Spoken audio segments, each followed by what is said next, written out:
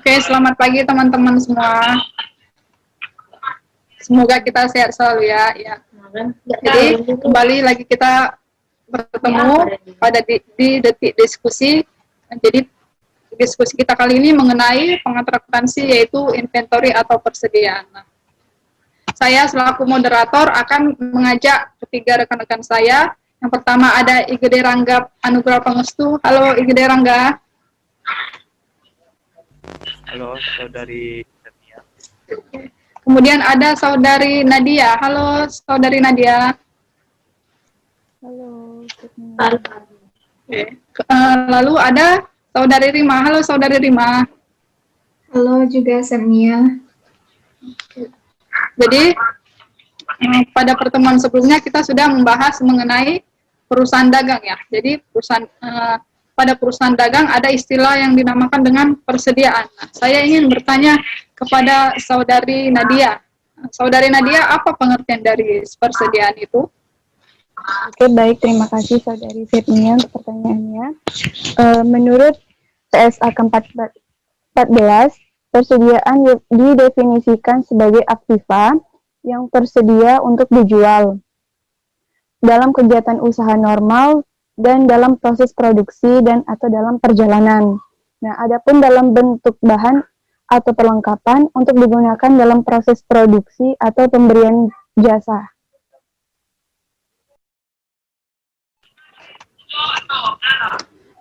Oke. Jadi pada persediaan di perusahaan dagang kan banyak yang namanya jenis-jenis persediaan. Pengklasifikasian persediaan itu ada beberapa macam. Coba saudari Nadia jelaskan apa saja klasifikasi dari persediaan.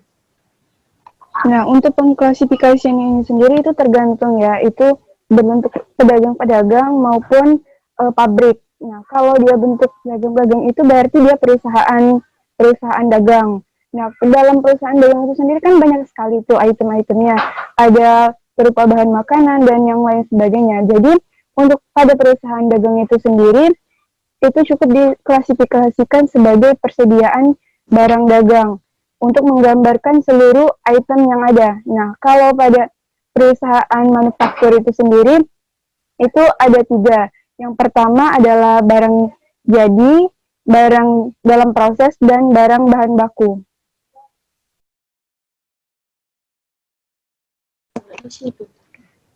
Jadi saudari Nadia, kita kan sering ya melakukan transaksi pembelian maupun penjualan ke perusahaan asing. Jadi bagaimana kita menentukan kita menentukan siapa pemilik dari persediaan barang dagang?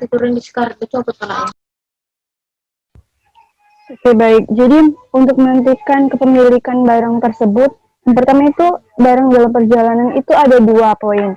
Nah, yang pertama itu ada FOB shipping point. Nah, kalau FOB shipping point ini kesepakatannya itu barang sudah beralih kepemilikan itu pada saat barang sudah keluar dari gudang. Nah, jadi setelah barang itu sudah keluar dari gudang, maka pemiliknya itu sudah beralih kepada pembeli dan biaya ongkos kirimnya itu atau biaya angkutnya itu ditanggungkan pada pembeli itu sendiri. Nah, yang kedua FOB destination point. Nah, kalau yang kedua ini kesepakatannya itu barang akan beralih pada saat kepada pembeli saat barang sampai kepada gudang pembeli. Nah, jadi barang itu akan diakui pemilik pembeli pada saat barangnya sampai ke gudang si pembeli. Jadi biaya angkutnya itu ditanggung oleh si penjual.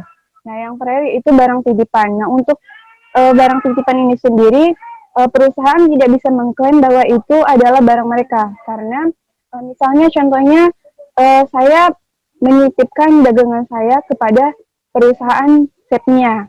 Nah, maka itu yang menjadi pemiliknya itu adalah saya sendiri, bukan perusahaan Setnia. Jadi ya saudari Nadia, saat kita ya membeli barang dagangan dengan menyepakati FOB shipping point. Nah, saat kita membeli barang dagangan, siapa yang akan bertanggung jawab jika kita memiliki kesepakatan FOB shipping point. Nah, kalau yang kita sepakati yaitu FOB shipping point, yang bertanggung jawab untuk biaya angkutnya itu adalah si pembeli, karena setelah barang itu dikeluarkan dari gudang, maka itu sudah menjadi hak milik si pembeli tadi. Jadi kalau misalkan terjadi hal-hal yang tidak terduga atau misalnya kecelakaan, maka itu menjadi tanggung jawab siapa? Ya, baik. Itu akan menjadi tanggung jawab si pembeli ya, karena tadi sudah saya bilang, untuk itu tadi sudah ditanggung kepada si pembeli itu sendiri. Maka segala kerugian maupun apa yang terjadi pada saat pengiriman, itu akan kembali kepada si pembeli yang menanggungnya. Oke, baik. Terima kasih atas penjelasan dari Saudari Nadia. Kemudian, saya ingin bertanya kepada Saudara Rangga, bagaimana kita bisa menentukan persediaan, apa saja metode yang kita gunakan untuk menentukan nilai persediaan? Penentuan nilai persediaan.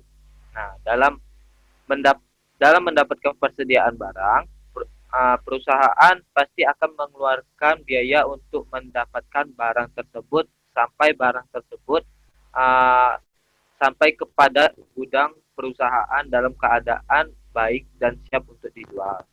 Nah, biaya yang dikeluarkan oleh perusahaan dalam rangka mendapatkan barang itu disebut dengan harga perolehan. Nah, di dalam penentuan nilai persediaan ini kita mengenal dua macam metode. Yang pertama yaitu metode identifikasi khusus atau specific identification.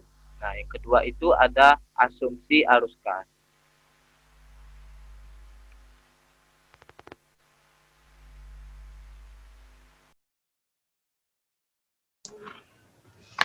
Oh, jadi Saudara Rangga berkata bahwa metode dalam penilaian persediaan itu ada dua. Coba Saudara jelaskan apa-apa saja metodenya, bagaimana cara pencatatannya, bagaimana Saudara Rangga.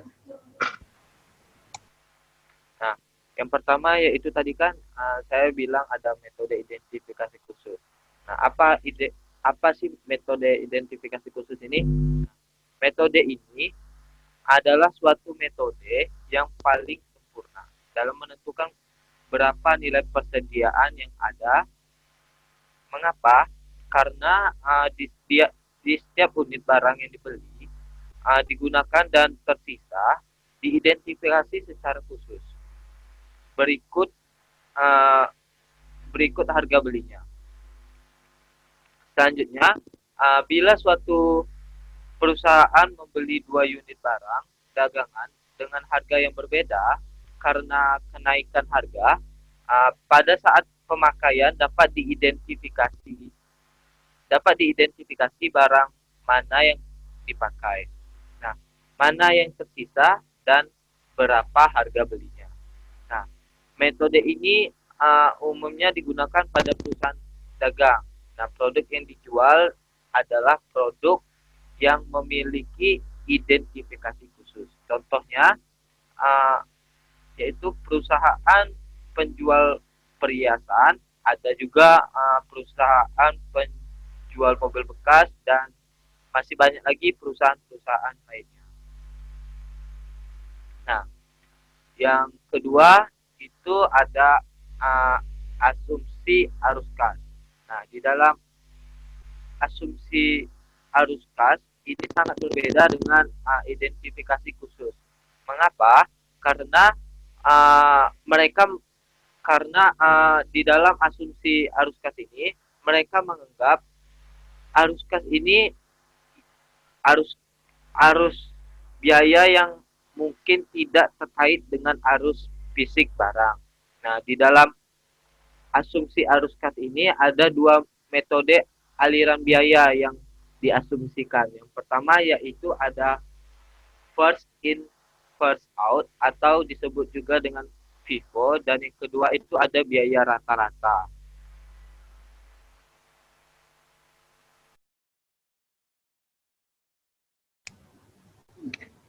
Oh, jadi metode aliran arus kas ini mempunyai dua dua sistem pencatatan ya. Jadi saudara Rangga berkata bahwa sistem pencatatan dari asumsi arus kas ini ada dua, yaitu first in first out dan biaya rata-rata. Nah, coba saudara Rangga menjelaskan sedikit apa metode arus kas first in first out tersebut dan asumsi arus kas biaya rata-rata.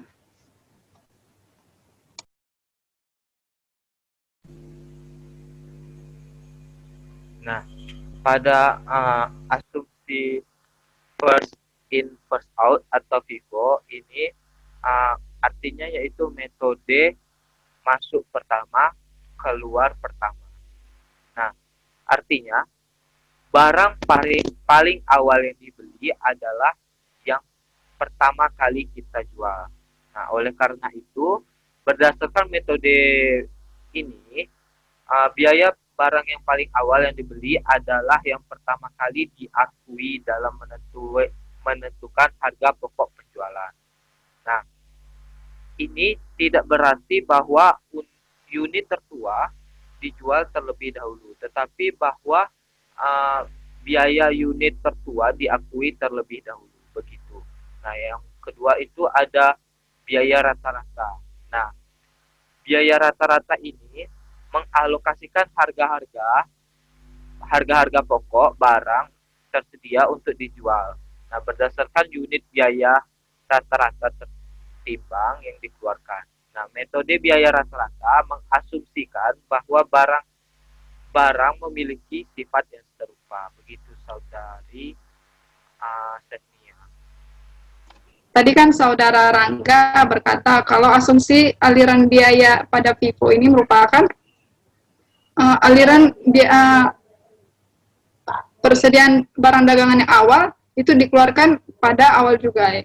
Jadi saya ingin bertanya, apakah pengendalian fisiknya juga berlaku seperti hal tersebut?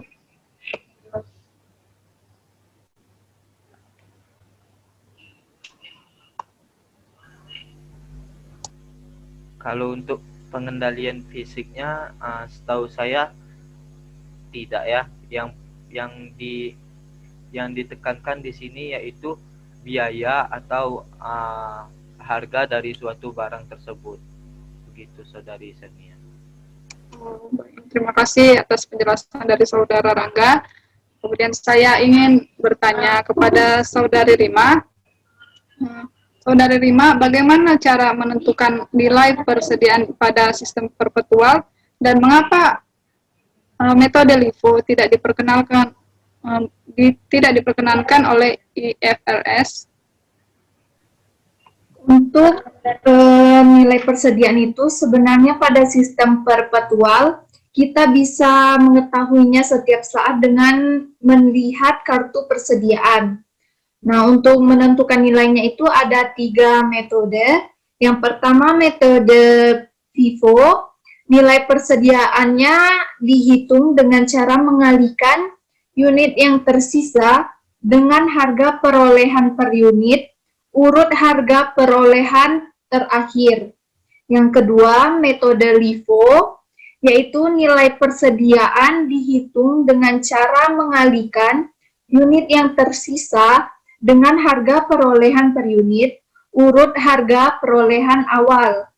Yang terakhir, metode rata-rata, nilai persediaannya dihitung dengan cara mengalihkan unit yang tersisa dengan harga perolehan rata-rata per unitnya. Kemudian, kenapa LIFO tidak diperkenankan oleh IFRS? Karena dengan metode LIFO ini akan menghasilkan COGS yang besar. COGS yang besar ini akan menghasilkan laba yang kecil atau sedikit, sehingga pajak yang dibayarkan juga sedikit, karena itu tidak diperkenankan oleh IFRS. Jadi tadi saudari Rima berkata ya, jadi kalau dia metode LIFO menghasilkan laba yang kecil karena kita membeli barang dagangan itu berjumlah semakin lama semakin bertambah. Kalau suatu saat ya perusahaan itu membeli barang dagangan untuk dijual, dia membeli barang dagangan itu harganya semakin lama semakin berkurang, yaitu kita bisa disebut deflasi ya, pengurangan dari harga barang. Apakah metode LIFO itu akan diperkenankan oleh IFRS?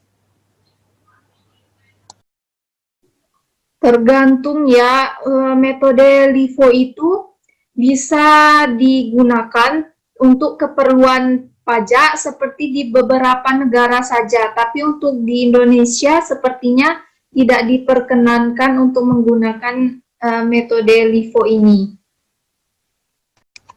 Oke, terima kasih ya atas partisipasinya teman-teman. Nah, sekian dari diskusi kita kali ini. Semoga pada pertemuan kita yang selanjutnya kita lebih lagi berperan aktif dan dapat membahas dan berdiskusi dengan lebih baik lagi. Nah, untuk itu saya ucapkan terima kasih atas semua kerja keras teman-teman. Selamat pagi.